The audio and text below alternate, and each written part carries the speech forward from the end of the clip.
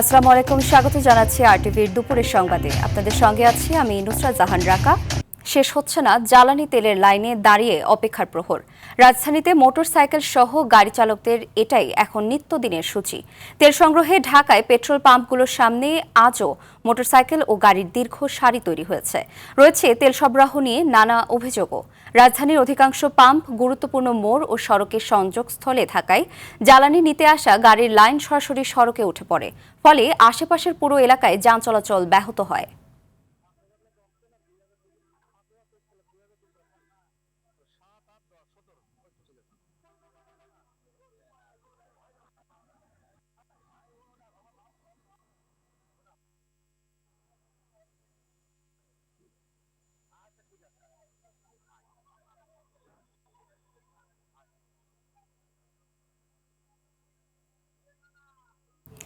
এদিকে রাজধানীর বাইরে বিভিন্ন জেলায়ও জ্বালানি তেলের জন্য ভোগান্তি পোহাচ্ছেন মানুষ। অবৈধ মজুত ঠেকাতে তৎপর রয়েছে আইনশৃঙ্খলা বাহিনী।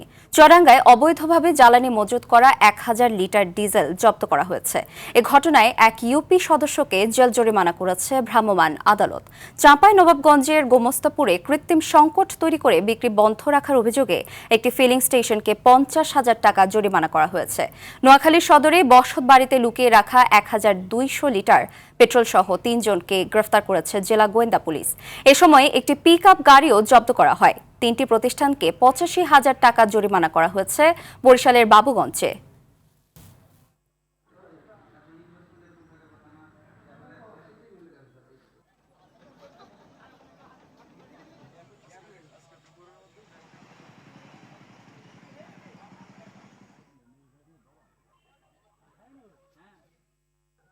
দর্শক, তেলের সংকটের বিষয়ে আরো জানাতে মৎস্য ভবন পাম্প থেকে সরাসরি যুক্ত হচ্ছেন সহকর্মী সর্দার রাজীব। রাজীব, পাম্পে তেল দেওয়া শুরু হয়েছে কিনা এবং সংকটের বিষয়ে কি বলছে পাম্প কর্তৃপক্ষ, জানাবেন।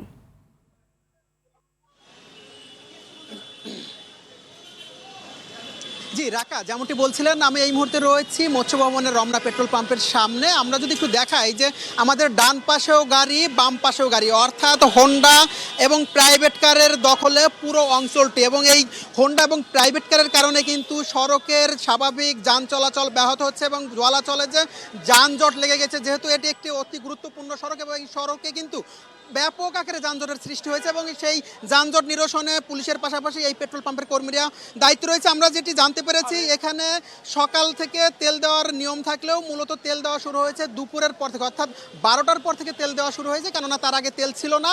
12টার দিকে এখানে 18,000 লিটার অকটেন এসেছে এবং সেই অকটেন যতক্ষণ পর্যন্ত না শেষ হয় ততক্ষণ পর্যন্ত দেওয়া হবে এবং তাদের যেটা ধারণা করা হচ্ছে যে রাত 9টার মধ্যেই এই তেলটি শেষ হয়ে যাবে।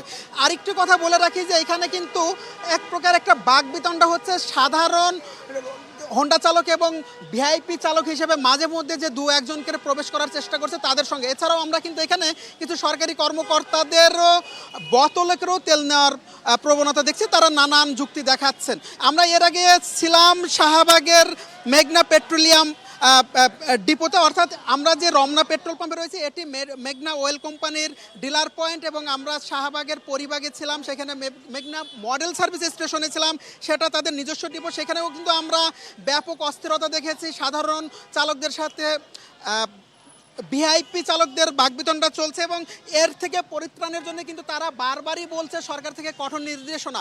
এবং আমরা এই পেট্রোল পাম্প কর্মীদের সঙ্গে কথা বলেছি এবং মালিকদের সঙ্গেও কথা বলেছি, তারা যেটা বলছে যে এই পরিস্থিতি থেকে উত্তরণের জন্য অবশ্যই ফুয়েল পাস কার্ড সহ প্রতিটা পেট্রোল পাম্প একই সময়ে চালুর পাশাপাশি একই সময়ে বন্ধের নির্দেশনা চাচ্ছেন। অর্থাৎ এই যে এখন যে তেল দেওয়া হচ্ছে এই তেলটা যেন সারা ঢাকার প্রতিটা পেট্রোল পাম্পে একই সময় দেওয়া হয়, যার কারণে যাতে অন্যান্য পেট্রোল পাম্পে এই চাপটা না পড়ে। তো এই ছিল আমার কাছে সর্বশেষ। রাকা, ধন্যবাদ। জ্বালানি তেলের আরো খবর জানাতে মেহেরপুর থেকে সরাসরি যুক্ত হচ্ছেন সহকর্মী মাজেদুল হক মানিক।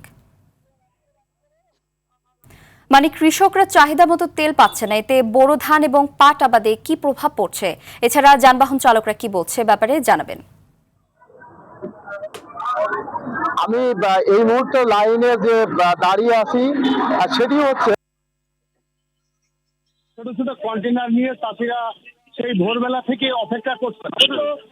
কিছু চাষি ডিজেল তারা পেয়েছেন এবং পেয়ে তারা নিয়ে চলে গেছেন এবং আরো যারা আছেন তারা এখনো পাননি এবং এই ডিস্ট্রিবিউশন ব্যবস্থা নিয়ে চাষিদের কিন্তু অনেক অভিযোগ রয়েছে। আমরা যদি তেল পাম্প থেকে যদি একটু মাঠের ফসলের ক্ষেতের দিকে যদি তাকাই তাহলে যেটা যে এই মুহূর্তে কিন্তু আসলে আবাদের ভরা মৌসুম, বিশেষ করে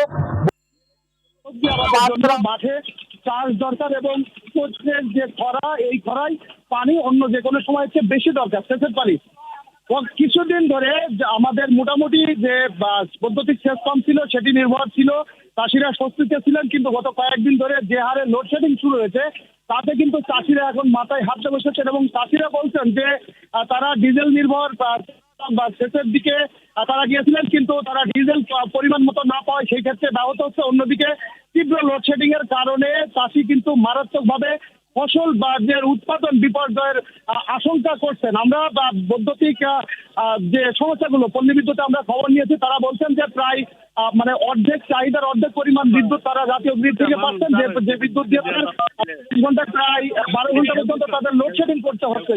তো এখানে আমরা যে চাষিদের সাথে আজকে আমরা কথা বলেছিলাম, চাষিদের দাবি যে তাদের অন্ততপক্ষে 10-15 লিটার করে যদি ডিজেল দেওয়া যায় তাহলে অন্ততপক্ষে 2-3 দিন তারা নিশ্চিত থাকতে পারেন। কিন্তু চাষিদেরকে 5 লিটার করে ডিজেল দেওয়ার কারণে এবং দীর্ঘ সময় অনেক ক্ষেত্রে চাষিদের একটা দিনই কেটে যাচ্ছে ডিজেল সংগ্রহ করার জন্য। অন্যদিকে আরেকটা বড় সংকট তৈরি হয়েছে, যেটা যে প্যাক পয়েন্ট এবং যে এজেন্সিগুলো ছিল সেই এজেন্সিগুলোতে তেল ডিজেল দেওয়া বন্ধ ছিল। তবে গত 2 দিন থেকে আবার সেখানে সরবরাহ শুরু হয়েছে। সেইগুলো যদি চালু করা যায় তাহলে 20 কিলোমিটার 30 কিলোমিটার দূরে একজন চাষিকে এসে ডিজেল সংগ্রহ করতে হবে না। তো ডিজেল নিয়ে যদি আমরা যদি আরেকটু চিত্র বলি, সেটা আমাদের প্রশাসন শুনিয়েছেন যে তারা একটা সুস্থ বিতরণ ব্যবস্থার মধ্য দিয়ে চাষিদের যাতে স্বস্তি পায় সেই ব্যবস্থা করবেন। এটা চাষিরা শুনে তারা মোটামুটি বেশ আশ্বস্ত হয়েছেন এবং সামনের ভালো কিছুর জন্য চাষিরা তাকিয়ে আছেন। রাকা মুক্তিযুদ্ধ। ধন্যবাদ। ফুটপাত দখলমুক্ত করার নামে রাজধানী জুড়ে চলছে সিটি কর্পোরেশন পুলিশ হকারদের ইঁদুর বিড়াল খেলা। টানা অভিযানের পর কয়েকদিন ফুটপাত ফাঁকা থাকলেও আবারও দখলে নিতে শুরু করেছেন হকাররা।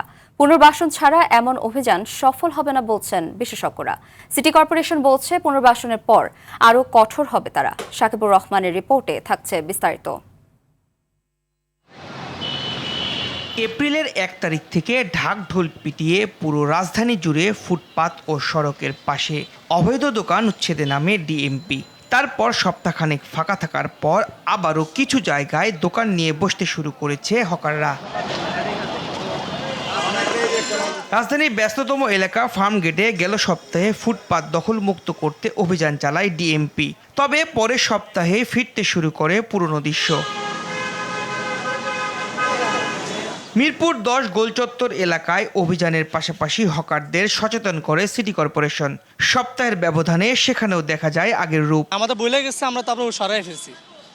এখন আবার মনে করেন আবার একটু কমছে, সেই জন্য আবার বসাইছি। আমাদের এই পাশে এখনো আসে নাই। মোহাম্মদপুরের চিত্র আরো ভয়াবহ। শুধু ফুটপাত নয়, 3 রাস্তার মোড়ের পুরোটা জুড়েই ভ্যান নিয়ে দোকান বসিয়ে ব্যবসা করছে হকাররা। আমি কইতেই না ভাই, আমি আইছি এক জায়গার থেকে আইয়া এনে বইলাম। এমনি আমি বহাই রেখে গেছে, উনি বাসায় গেছে। তবে কিছুটা ভিন্ন চিত্র দেখা যায় বাইতুল মোকাররম মসজিদ এলাকায়। এখনো সেখানে দোকান না বসলেও আয় রোজগারের জন্য নির্দিষ্ট একটা সময় চান তারা। আমরাও চাই ফুটপাত থাকুক না, কিন্তু আমাদের একটা কর্মসংস্থানের ব্যবস্থা হোক। আর একটা ব্যবস্থা করে দেওয়া, যাতে ভালো জায়গায় ব্যবসা করতে পারে, পরিবেশ করে দেওয়া আর কি। ঢাকা উত্তর সিটি কর্পোরেশনের প্রশাসক বলছেন হকারদের জন্য নির্দিষ্ট জায়গা খুঁজছেন তারা। সেই সময় পর কঠোরভাবে ফুটপাত ফাঁকা করতে অভিযান চালাবে কর্পোরেশন। একটা নতুন উদ্যোগ গ্রহণ করার চিন্তা করছি, সেটি হলো সিটি কর্পোরেশনের বৈধতার মধ্য দিয়ে যদি অন্যত্র তাদের পছন্দ থাকে তাদেরকে এখানে শিফট করে দিয়ে তাদেরকে সিটি কর্পোরেশনের আওতায় এনে একটা তাদের বৈধতা দেওয়া যায় কিনা এটা নিয়ে একটা আলাপ আলোচনা চলছে। মেইন রোডে ফুটপাতে তারা থাকতে পারবে না, এটা হলো মূল সিদ্ধান্ত। নগরবিদরা বলছেন আগে হকারদের তালিকা ও জায়গা নির্ধারণ করতে হবে, এরপর অভিযান চালালে সফলতা আসবে। যারা ফুটপাত দখল করে চাঁদাবাজি করে তাদেরকে আমরা চিহ্নিত করেছি। হকার যদি চিহ্নিত করা যায়, উচ্ছেদ করা যায়, তাহলে সেই দখলদারদের চিহ্নিত কেন করেন না? হ্যাঁ, কেন তাদের নিয়ে শ্বেতপত্র তৈরি হয় না? কেন তারা ভয় পায় না? কেন পুলিশ প্রশাসনের মধ্যে যারা যারা হকারদের সাথে টাকার ভকরা নেওয়ার চক্রের সাথে জড়িত আছে তাদের কখনো এই ব্যাপারে রিপোর্ট প্রকাশ করা হয় না। পুরো বিষয়টি আসলে পরিকল্পনাহীন, সমন্বয়হীন এবং অতীতের মতোই দেখা যাচ্ছে যে গল্পগুলো একই রকম হয়ে যায়। ফুটপাত ও সড়ক হকার মুক্ত করতে প্রশাসনের এমন অভিযানে চূড়ান্ত সাফল্য দেখতে চান নগরবাসী। এজন্য আইন প্রয়োগকারী সংস্থাকে কঠোর হবার পরামর্শ বিশেষজ্ঞদের। সাকিবুর রহমান, RTV, ঢাকা। দেশে হামের প্রকোপ বাড়ছে উদ্বেগজনক হারে। গত এক মাসে প্রায় 200 শিশুর মৃত্যু জনমনে বাড়িয়েছে উৎকণ্ঠা। প্রতিদিনই হাম ও হামের উপসর্গ নিয়ে শিশু মৃত্যুর খবর আসছে বিভিন্ন জেলা থেকে। সরকার টিকাদান কর্মসূচি শুরু করলেও তা এখনও সীমিত পরিসরে থাকায় অনেক শিশু রয়ে গেছে ঝুঁকির মধ্যে। এছাড়া জেলা পর্যায়ে সুচিকিৎসার ব্যবস্থা না থাকায় স্বজনদের ছুটতে হচ্ছে ঢাকায়। স্বাস্থ্য অধিদপ্তরের তথ্য অনুযায়ী গত 15 মার্চ থেকে 15 এপ্রিল পর্যন্ত এক মাসে নিশ্চিত হাম ও সন্দেহজনক উপসর্গ মিলিয়ে 198 জনের মৃত্যু হয়েছে। এর মধ্যে সন্দেহজনক 166 জন এবং নিশ্চিত হামে মারা গেছে 32 জন। এই সময়ের মধ্যে হামের উপসর্গ নিয়ে ভর্তি হয়েছে 12,318টি শিশু। এদিকে হামের আক্রান্ত ও উপসর্গ নিয়ে রাজশাহী মেডিকেলে চিকিৎসাধীন অবস্থায় আরও এক শিশুর মৃত্যু হয়েছে। এ নিয়ে হাসপাতালটিতে হামের উপসর্গে মোট মৃত্যুর সংখ্যা দাঁড়িয়েছে 51 জনে। বর্তমানে চিকিৎসাধীন রয়েছে 145 জন শিশু। এদিকে ময়মনসিংহ মেডিকেল কলেজ হাসপাতালে নতুন করে হাম আক্রান্ত 33 শিশুকে ভর্তি করা হয়েছে। এখন পর্যন্ত 13 শিশু চিকিৎসাধীন অবস্থায় মারা গেছেন।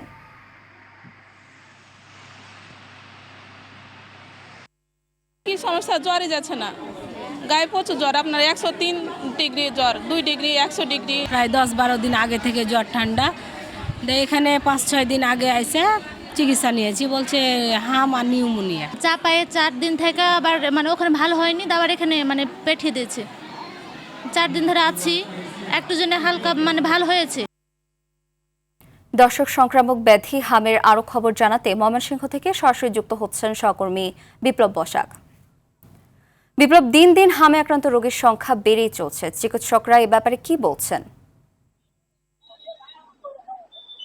রাকা, ময়মনসিংহের সদর উপজেলা 3টি সদর উপজেলা সহ 3টি উপজেলা এবং সিটি কর্পোরেশন এলাকায় হামের জরুরি টিকাদান কর্মসূচি চলমান থাকার পরও কিন্তু ময়মনসিংহে বৃদ্ধি পাচ্ছে হামের উপসর্গের রোগী। এবং প্রতিদিনই কিন্তু ময়মনসিংহ মেডিকেল কলেজ হাসপাতালে প্রায় 25 থেকে 30 জন রোগী ভর্তি হচ্ছেন। আজও গত 24 ঘন্টায় হামের উপসর্গ নিয়ে 33 জন রোগী ভর্তি হয়েছেন এই হাসপাতালে। তবে চিকিৎসকরা কিন্তু যেটি জানিয়েছেন যে হাম উপসর্গ বা হামের রোগী এই মেডিকেল কলেজে বেড়ে যাওয়ায় কিন্তু তারা একটি আইসোলেশন ওয়ার্ড করেছে, যেটা হাম আইসোলেশন ওয়ার্ড নামে করা হয়েছে এবং সেখানে 64 হাম রোগী সেখানে থাকতে পারে। কিন্তু এর বাইরেও কিন্তু রোগী বেশি থাকায় কিন্তু ডাক্তাররা হিমশিম খাচ্ছে এবং এই আইসোলেশন ওয়ার্ডে কিন্তু 3 জন ডাক্তারের তত্ত্বাবধানে কিন্তু এই হাম আইসোলেশন ওয়ার্ড চালানো হচ্ছে। তবে চিকিৎসকরা বলছে যারা এই হামের উপসর্গ নিয়ে আসেন তারা কিন্তু একটু আশঙ্কাজনক অবস্থায় কিন্তু আসেন, অর্থাৎ যেখানে হামের রেশ বা উপসর্গ কিছু ধরা পড়ে তখন কিন্তু তারা অভিভাবকরা সেটাকে এত বেশি পাত্তা দেয় না এবং যেখানে জ্বর এবং শ্বাসকষ্ট সহ উপসর্গ বেড়ে যায় তখনই কিন্তু হাসপাতালে নিয়ে আসে। তাই চিকিৎসকরা বলছেন যে হাসপাতালে যখন হামের উপসর্গ দেখা যাবে তখনই কিন্তু চিকিৎসকের পরামর্শ নিতে বলেছেন। এবং আমি যদি হামের টিকাদান কর্মসূচির কথা বলি, ময়মনসিংহের 3টি উপজেলায় 1,19,000 লক্ষ্যমাত্রা নিয়ে এ পর্যন্ত 82,000 টিকা দেওয়া হয়েছে এবং সিটি কর্পোরেশনে 80,000 টিকার লক্ষ্যমাত্রা নিয়ে কিন্তু এখানে 12,000 টিকার দেওয়া হয়েছে এ পর্যন্ত। এই ছিল ময়মনসিংহ থেকে হামের সর্বশেষ। ধন্যবাদ। প্রত্যেক নাগরিকের জন্য মর্যাদা ও সম্মানের সাথে স্বাস্থ্য সেবা নিশ্চিত করা বিএনপি সরকারের লক্ষ্য বলে জানিয়েছেন স্বাস্থ্যমন্ত্রী সরদার মোহাম্মদ সাখাওয়াত হোসেন। মন্ত্রী আরও বলেন, সার্বজনীন স্বাস্থ্য সুরক্ষা নিশ্চিত করার লক্ষ্যে কাজ করছে সরকার। জাতীয় সংসদে প্রথম অধিবেশনে সিদ্ধান্ত প্রস্তাবের আলোচনায় তিনি এসব কথা বলেন। আরেক সিদ্ধান্ত প্রস্তাবের আলোচনায় শিক্ষামন্ত্রী আ.ন.ম এহসানুল হক মিলন বলেন, প্রত্যেকটি উপজেলায় একটি করে কারিগরি শিক্ষা প্রতিষ্ঠান গড়ে তুলতে চান প্রধানমন্ত্রী তারেক রহমান। বিশেষভাবে একটি প্রজ্ঞাপনের মাধ্যমে হোক। মাননীয় স্বাস্থ্য ও পরিবার কল্যাণ মন্ত্রী জনাব ওনার জনকল্যাণমুখী মাননীয় প্রধানমন্ত্রীর উদ্দেশ্য হলেন তিনি চান প্রত্যেকটি উপজেলায় প্রত্যেকটি মাননীয় সংসদ সদস্যের জন্য একটি করে যেন কারিগরি স্কুল স্থাপিত হয়। এছাড়া 1996 সালে এবং 2001 সালে দেশমাতা বেগম খালেদা জিয়া যখন তিনি তার দায়িত্ব পেয়েছিলেন, তিনিও তখন কারিগরি শিক্ষাকে গুরুত্ব দিয়ে 64টি জেলায় 64টি পলিটেকনিক ইনস্টিটিউট স্থাপন করেছিলেন। সবার জন্য স্বাস্থ্যনীতির আলোকে বর্তমান সরকারের লক্ষ্য হল সার্বজনীন স্বাস্থ্য সুরক্ষা নিশ্চিত করা এবং প্রত্যেক নাগরিককে মর্যাদা ও সম্মানের সাথে স্বাস্থ্যসেবা প্রদান করা। রাজধানীতে বিশেষায়িত হাসপাতালের পাশাপাশি ব্যাঙের ছাতার মতো গড়ে উঠেছে বেসরকারি হাসপাতাল ও ক্লিনিক। এসব হাসপাতালে অপারেশন সহ রোগ নির্ণয়ের পরীক্ষা নিরীক্ষা চালু থাকলেও নেই নিজস্ব কোনো চিকিৎসক। আবার সমাজসেবার নিবন্ধন নিয়ে বাসা বাড়িতে চলছে সিজারিয়ান অপারেশন। চিকিৎসা সেবার নামে এসব প্রতারণা নিয়ে নাজমুল হোসেন সাইমনের ক্যামেরায় মোহাম্মদ সায়েমের ধারাবাহিকের আজ থাকছে ৫ম পর্ব। মিরপুর 11-এর স্বপ্ন জেনারেল হাসপাতাল। মাত্র 3 জন সেবিকা ও 1 জন মেডিকেল শিক্ষার্থীকে দিয়ে চলছে পূর্ণাঙ্গ হাসপাতালের কার্যক্রম। ওনার কাছে আবার যাই, আজকে জয়েন করছি কিনা আপনি একটু বলেন, জয়েন করছেন কবে? সেটা আমাদের রপ্তানি প্লিজ আপনি একটু বলতে হবে জয়েন করছেন। হ্যাঁ আপনি কবে জয়েন করছেন? আমি মোটামুটি 1 বছরের মতো এখানে আছি ভাইয়া। অথচ এই শিক্ষার্থীকেই ডাক্তার হিসেবে পরিচয় দিয়ে চালিয়ে দিতে চাইলেও সপক্ষে কোনো ধরনের প্রমাণ দেখাতে পারেনি হাসপাতাল কর্তৃপক্ষ। ওই মার্কস মেডিকেল থেকে পাস করছে, ওই মার্কস মেডিকেলের কাগজপত্র আপনাকে শো করছে, সেটা অবশ্যই আপনি মার্কস মেডিকেলে যোগাযোগ করতে পারেন, খবর নিতে পারেন। ওইটা যে মেডিকেলের কাগজ শো করছে, ওখানে একটা সাময়িক সনদ দেওয়া হয়েছে। এর থেকেও ভয়াবহ অবস্থা মিরপুর দারুসালাম থানার পাশে। সরু এই গলি ধরে গোলারটেক এলাকার এই আবাসিক ভবনেই করা হয় সিজারিয়ান অপারেশন সহ নানা জটিল রোগের চিকিৎসা। রয়েছে অপারেশন থিয়েটারও। 4টা বেড আছে। এটা হলো যে শুধু ডেলিভারি যদি হয়, নর্মাল ডেলিভারি হয়, ওইটা আমরা করি। স্থানীয়দের অভিযোগ, দালালের মাধ্যমে নিম্নবিত্ত নারীদের টার্গেট করে নিয়ে আসা হয় এই বাড়িতে। রোগী এলেই আসেন ডাক্তার। যে অপারেশন করে একজন ডাক্তার আসে, উনি কোন জায়গায় বসে, ওখান থেকে আসে, রোগী আইলেই খবর পা, উনি এই জায়গায় অপারেশন করে আবার চলে যায়। তাদের সাথে একটা বাজেট আছে, ওনারা কত দিব, ওনারা কত করে নিয়ে আসবে, ওই জায়গায় আবার এরা কন্ট্যাক্ট হয়, ওই একটা পার্সেন্টেজ আছে হিসাবে ওরা পা। স্বাস্থ্য অধিদপ্তর বলছে, হাসপাতাল পরিচালনায় মানতে হবে সরকারি নির্দেশনা। যে কোনো হাসপাতাল এবং ডায়াগনস্টিক হলেই থাকতে হবে, সেটা যে বিভাগেরই হোক। একটা সাধারণ হাসপাতাল হলেই বিধি অনুযায়ী তাদের একজন প্যাথোলজিস্ট বা ল্যাব কনসালটেন্ট, একজন রেডিওলজি কনসালটেন্ট থাকতে হবে। স্বাস্থ্য অধিদপ্তরের অসাধুতায় চিকিৎসার নামে রোগীদের সাথে প্রতারণার ব্যবসা চালিয়ে যাচ্ছে একদল প্রতারক। প্রতি বছর নিবন্ধন নবায়ন করে এদের প্রশ্রয় দেওয়ার অভিযোগ খোদ স্বাস্থ্য অধিদপ্তরের দিকেই। মোহাম্মদ সায়েম, RTV, ঢাকা। শিগগিরই সংশোধন হচ্ছে সম্প্রচার নীতিমালা। বেসরকারি টেলিভিশনগুলোকে ডিজিটালাইজেশনের আওতায় আনার উদ্যোগ নিচ্ছে সরকার। বৃহস্পতিবার সচিবালয়ে তথ্য সচিবের সঙ্গে টেলিভিশন মালিকদের সংগঠন অ্যাটকো এবং কেবল অপারেটরদের সংগঠন কোয়াবের নেতাদের বৈঠকে সম্প্রচার নীতিমালা সংশোধন নিয়ে আলোচনা শেষে নেতারা এ তথ্য দেন। বলেন, সম্প্রচার নীতিমালার ভাষাগত পরিবর্তন করা হচ্ছে, মুক্তিযুদ্ধের সঙ্গে গণঅভ্যুত্থানের ইতিহাস সংযোজন করা হবে। এছাড়া বেসরকারি টেলিভিশনগুলোকে পে চ্যানেলে রূপান্তরিত করা হবে। ডিজিটালাইজেশন হলে স্বয়ংক্রিয়ভাবে টেলিভিশনের টিআরপি জানা যাবে, তখন কন্টেন্টের মান বাড়বে। এর ফলে সরাসরি গ্রাহকের কাছ থেকে আয় পাবে টেলিভিশন, সঙ্গে বিপুল রাজস্ব আয় পাবে সরকার। প্রত্যেকটা টেলিভিশন চ্যানেল কিন্তু তারা কিন্তু খুবই অসুবিধার মধ্যে আছে। কারণ কি আপনার এই মার্কেট সাইজ এবং অ্যাডভার্টাইজমেন্ট যা আছে তাতে দিয়ে এতগুলো টেলিভিশন মানে চলা খুবই কঠিন। এই কারণে আমাদের পে চ্যানেল করতে হবে, সেটা নিয়ে মানে কথা বলেছি আমরা এবং এটা নিয়ে ডিসকাশন হবে। আন্তালিয়া কূটনীতি ফোরামে যোগ দিতে আজ সকালে তুরস্কের উদ্দেশ্যে ঢাকা ত্যাগ করেছেন পররাষ্ট্রমন্ত্রী ডক্টর খলিলুর রহমান। 3 দিনের এই আন্তর্জাতিক ফোরামে অংশ নিয়ে তিনি বৈশ্বিক কূটনৈতিক ইস্যু, আঞ্চলিক সহযোগিতা এবং বহুপাক্ষিক সম্পর্ক জোরদারের বিষয়ে মতবিনিময় করবেন। ফোরাম শেষে পররাষ্ট্রমন্ত্রী বেলজিয়ামের ব্রাসেলসের উদ্দেশ্যে রওনা হবেন। সেখানে বাংলাদেশ ও ইউরোপীয় ইউনিয়নের মধ্যে ব্যাপক অংশীদারিত্ব ও সহযোগিতা বিষয়ক কাঠামো চুক্তির স্বাক্ষর অনুষ্ঠানে অংশ নেবেন তিনি।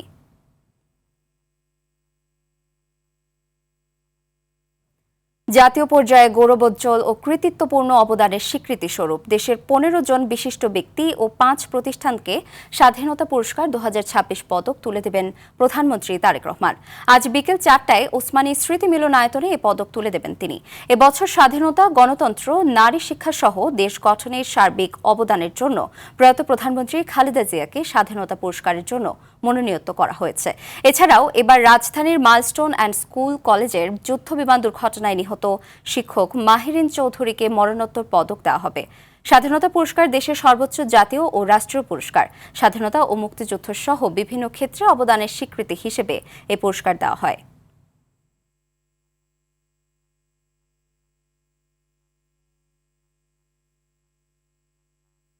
এবার মধ্যপ্রাচ্যের সংঘাত প্রসঙ্গ।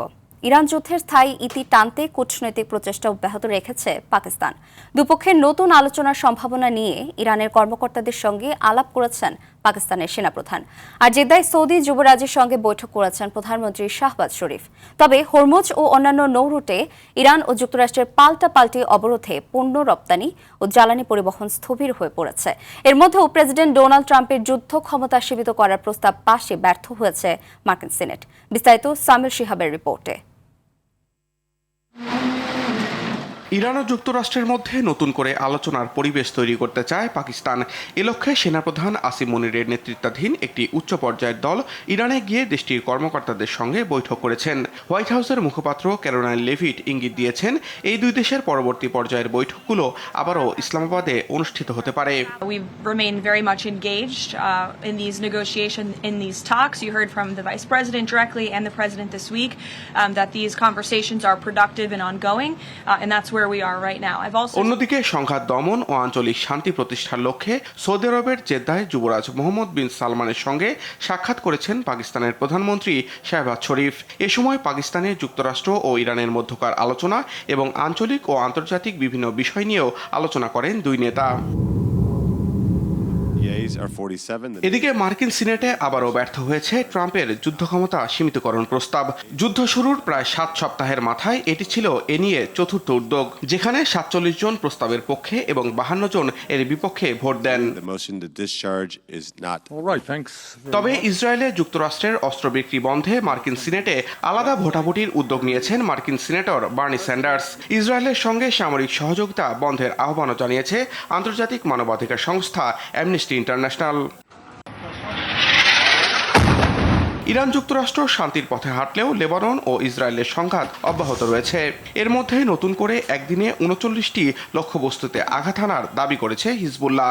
অন্যদিকে ইসরায়েলি হামলায় 4 লেবানিজ প্যারামেডিক নিহত এবং আরও 6 জন আহত হয়েছে। দক্ষিণ লেবাননেও ইসরায়েলি সেনাদের স্থল অভিযান আরও জোরদারের নির্দেশ দিয়েছেন প্রধানমন্ত্রী বেনিয়ামিন নেতানিয়াহু। একই সঙ্গে তিনি বলেছেন, যুক্তরাষ্ট্রের সঙ্গে আলোচনা ও কূটনৈতিক প্রক্রিয়াও অব্যাহত থাকবে। ইরানে নৌ অবরোধের 48 ঘন্টায় 10টি জাহাজ ফেরত পাঠানোর দাবি করেছে যুক্তরাষ্ট্র। বন্দরগুলোতে মার্কিন নৌ অবরোধ অব্যাহত রাখলে লোহিত সাগর, পারস্য উপসাগর ও ওমান সাগরে বাণিজ্য বন্ধ করে দেওয়ার হুমকি দিয়েছে ইরানের সামরিক বাহিনী। সামিউল শিহাব, RTV। দেশব্যাপী বর্ণাঢ্য আয়োজনের মধ্য দিয়ে পালিত হল দেশের 1 নম্বর বেভারেজ ব্র্যান্ড মোজোর 20তম জন্মদিন। রাজধানীর আকিজ হাউসে জাঁকজমকপূর্ণভাবে শুরু হয় 21 বর্ষের পথচলার আয়োজন। একই সঙ্গে ধানমন্ডির রবীন্দ্র সরোবরে সারাদিন ব্যাপী বৈশাখী মেলা ও কনসার্ট অনুষ্ঠিত হয়, যা আগামী 18 এপ্রিল পর্যন্ত চলবে। পাশাপাশি সারা দেশে প্রায় 40টি বৈশাখী মেলায় মোজোর পক্ষ থেকে ভোক্তাদের জন্য আয়োজন করা হয় ফান অ্যান্ড গেমস। এছাড়া গত 20 বছর ধরে মোজোর সঙ্গে থাকার জন্য প্রতিটি মানুষের কাছে কৃতজ্ঞতা জানিয়েছেন আকিজ ফুডস অ্যান্ড বেভারেজের CEO জহুরুল আলম। সব সময় আমাদের ফ্ল্যাগশিপ ব্র্যান্ড হিসেবে সব সময় দেখে এসেছি আমরা, ইনশাআল্লাহ শতবর্ষ শিল্প মন্ত্রণালয়ের অধীন বাংলাদেশ ইস্পাত ও প্রকৌশল কর্পোরেশন বিএসইসির নিয়ন্ত্রণাধীন রাষ্ট্রায়ত্ত প্রতিষ্ঠান এটলাস বাংলাদেশ লিমিটেড বা দেশের পরিবেশ বান্ধব ও টেকসই যাতায়াত ব্যবস্থার প্রসারে নতুন উদ্যোগ গ্রহণ করেছে। এর অংশ হিসেবে এটলাস ইভি ব্র্যান্ডের এক্সক্লুসিভ শোরুমের আনুষ্ঠানিক উদ্বোধন করা হয়। সকালে কাজী নজরুল ইসলাম এভিনিউয়ের বিএসইসি ভবনের নিচতলায় শোরুমটি উদ্বোধন করেন বিএসইসি চেয়ারম্যান আনোয়ারুল আলম। উপস্থিত ছিলেন বিএসইসির পরিচালক, বিএসইসি ও এবিএল এর ঊর্ধ্বতন কর্মকর্তা সহ অনেক উপস্থিত ছিলেন। প্রধান অতিথির বক্তব্যে চেয়ারম্যান বলেন, এই উদ্যোগ সরকারের টেকসই উন্নয়ন ও সবুজ জ্বালানি ব্যবহারের লক্ষ্যের সঙ্গে সামঞ্জস্য ও পরিবেশ বান্ধব, যা দেশের দৈনন্দিন যাতায়াতে ইতিবাচক পরিবর্তন আনবে। আন্দামান সাগরে নৌকাডুবির পর শত শত নিখোঁজ মানুষের সন্ধানে কাতর পরিবারের সদস্যরা। যারা বেঁচে ফিরেছেন তারাও দিন পার করছেন ভয়াবহ আতঙ্কের স্মৃতি নিয়ে, জানিয়েছেন ভয়াবহ অভিজ্ঞতার কথা। এই যাত্রায় ছোট নৌকায় মালয়েশিয়ার উদ্দেশ্যে রওনা হয়েছিলেন 250 জনের বেশি রোহিঙ্গা ও বাংলাদেশি। বিস্তারিত জানাচ্ছেন আব্দুল মালিক। সম্প্রতি আন্দামান সাগরে 250 জনের বেশি যাত্রী নিয়ে একটি ট্রলার ডুবির ঘটনা ঘটেছে, যেখানে 150 জনের মতো রোহিঙ্গা ও প্রায় শতাধিক বাংলাদেশি ছিলেন। প্রচণ্ড বাতাস, উত্তাল সমুদ্র এবং অতিরিক্ত যাত্রী পরিবহনের কারণে ট্রলারটি আন্দামান সাগরে ডুবে যায়। পরে জীবিত উদ্ধার করা হয় 9 জনকে। জীবিতদের মধ্যে ছিলেন 6 জন বাংলাদেশি ও 3 জন রোহিঙ্গা, বাকিরা নিখোঁজ। ট্রলার ডুবির ঘটনায় বেঁচে ফেরা রফিকুল ইসলাম জানিয়েছেন তাদের ভয়াবহ অভিজ্ঞতার কথা। অন্যদিকে নিখোঁজ সদস্যদের জন্য গভীর শোক জানিয়েছে পরিবারের সদস্যরাও। 4 দিন ও 4 রাত পর যখন আমরা আন্দামান সাগরে পৌঁছালাম, তখন নৌকাটিতে 3 বার ঢেউয়ের আঘাতে পানি ঢুকতে শুরু করলো। এরপর আরেকটি ঢেউ এসে নৌকাটিকে উল্টে সমুদ্রে ডুবিয়ে দিল। নৌকার কেবল একটি অংশ উপরে ভাসছিল। সেটি ভেসে থাকা অবস্থায় আমরা প্রায় 1 ঘন্টা সেই অংশটি ধরেছিলাম। তারপর সেই অংশটিও ডুবে গেল, আর আমি সমুদ্রে ভাসতে থাকলাম। সে সময় আমি দেখলাম শিশু ও নারীদের মৃতদেহ ভাসছে। আমরা 2 দিন ও 1 রাত সমুদ্রে ভাসছিলাম এবং আমাদের মধ্যে 50 জন তখনও বেঁচে ছিলাম। তখনও ঢেউগুলো আমাদের বিভিন্ন দিকে আলাদা করে দিচ্ছিল। আমরা 4 জন একসাথে ছিলাম। পরে জাহাজ আমাদের উদ্ধার করে।